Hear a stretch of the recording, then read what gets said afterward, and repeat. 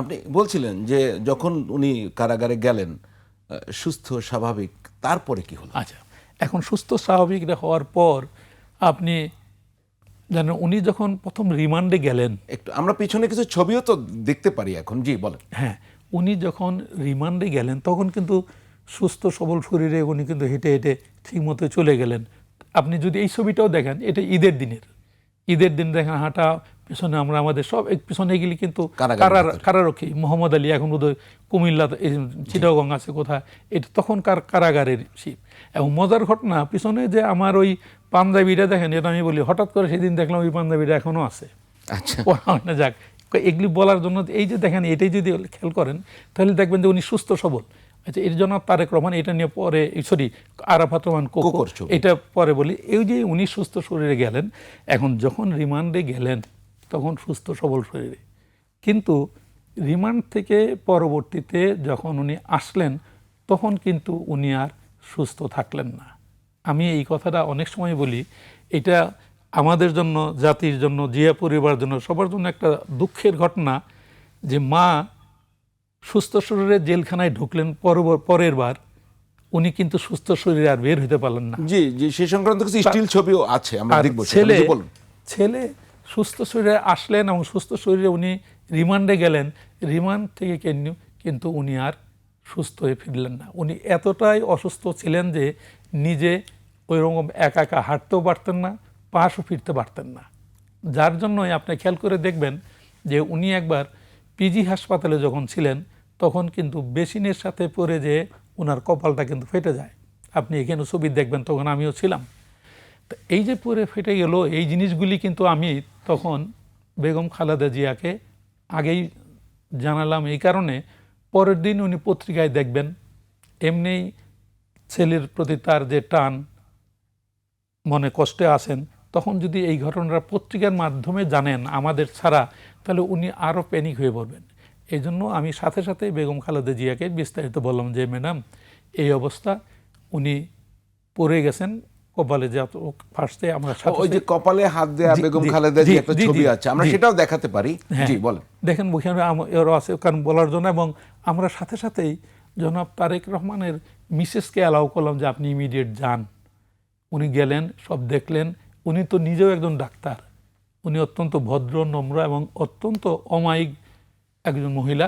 উনি দেখলেন, উনি দেখার পর উনার যাবতীয় জিনিস কিন্তু আবার বেগম খালেদা জিয়াকে বলতেন। এই যে দেখেন, এই যে রয়েছে জিনিসগুলি, এটা যে খালি ছবি দেখতেছেন, এই জিনিসটা এত সহজ না। মা এই অবস্থা, ছেলেকে সুস্থ ছেলে আসলো, আসার পরে কোন, এটা তো আপনি মুখটা দেখতেছেন, কিন্তু ওনার যে কোমরের ব্যথা, এগুলি ডাক্তার আরো ভালো আপনার বর্ণনা দিতে পারে। আমি একটু আরেকটু আপনাকে ইন্টারাপ্ট করি, সেটা হচ্ছে আপনি বলছিলেন শারীরিক অবস্থা রিমান্ড থেকে ফেরার পরে খুবই খারাপ।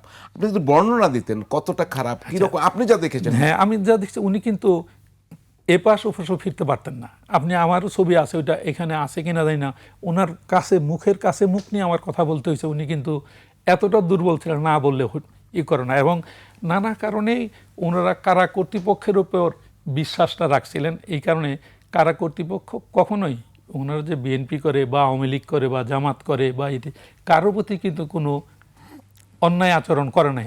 আমি পরবর্তীতে বলব যে অন্যান্যের সঙ্গে কারাগারে কে করছে।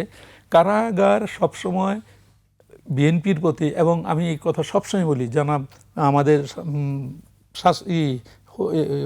হোম মিনিস্টার ছিলেন যে জনাব বাবর, লুৎফুজ্জামান বাবর, ওনার কথা আমি কিন্তু ব্যক্তিগতভাবে বেগম খালেদা জিয়াকে, শেখ হাসিনাকে, দুইজনকেই বলছি যে উনি কোন দল করেন এটা আমার কোনো ব্যাপার নাই, কিন্তু কারাগারের উন্নয়নের জন্য জনাব লুৎফুজ্জামান বাবর উনি যা করছেন, তাকে যদি আমরা আরো 2 বছর আগে পেতাম, কারাগার অনেকটা আগাই যেত। আমি হয়তো নানা কথা বলছি যে তার শারীরিক অবস্থা খারাপ বা নির্যাতন, এটা নিয়ে কখনো কথা হয়েছে আপনার সাথে? হ্যাঁ, আমি নিজেই জানতাম। দেখেন, ওই সময় আমি ছাড়া তাদের সাথে অত ঘনিষ্ঠভাবে মেলামেশা করার, কথা বলার লোক কিন্তু খুব কম ছিল। এখন একদিন দুঃখ করে জনাব তারেক রহমান সাহেব বললেন যে, আমাকে উনি হায়দার ভাইও বলতেন, ডিআইজি সাহেবও বলতেন, যে হায়দার ভাই, ছোট থাকতেই আপনাদেরকে আঙ্কেল বলে ডাকি, আর আপনাদের লোকরাই যে আমার সাথে এমন ব্যবহার করবে এটা কখনো কল্পনাও করিনি। অত্যন্ত নরম সুরে কাঁদো কাঁদো স্বরে কিন্তু এই কথাগুলি বলছিলেন। আমি হয়তো বুঝাইতে পারলাম না উনি কতটা দুঃখ মন নিয়ে এই কথাটা ওই দিন আমাকে বলছিলেন। এখন যে কোনো কারণে হোক এই জনাব বেগম খালেদা জিয়া কান্নাকাটি করছেন তার মা মারা যাওয়ার কারণে, শেখ হাসিনা কান্নাকাটি করছেন তার ছোট বোনের কারণে, উনি কিন্তু অনেকটা এরকম করছেন তার উপরে এই নির্যাতনের কারণে। আমি তো এক কথায় খালি বলে গেলাম নির্যাতন হয়েছে, কিন্তু কী টাইপের হয়েছে এগুলি বিভিন্ন সময় আপনারা পত্রপত্রিকায় দেখছেন। এখন যে বিভিন্ন সময় যারা অ্যারেস্ট হচ্ছে তাদের কথায় সত্য জিনিসটা আশা করি বের হয়ে আসবে। মানুষ সত্য জিনিসটা জানা দরকার।